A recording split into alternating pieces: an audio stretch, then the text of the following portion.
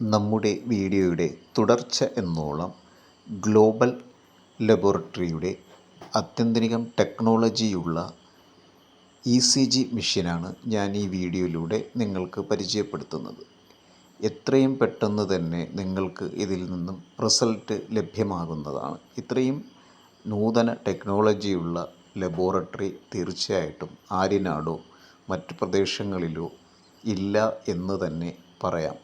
അപ്പോൾ ECG മെഷീനാണ് നിങ്ങൾക്ക് ഈ വീഡിയോയിലൂടെ ഞാൻ പരിചയപ്പെടുത്തുന്നത്.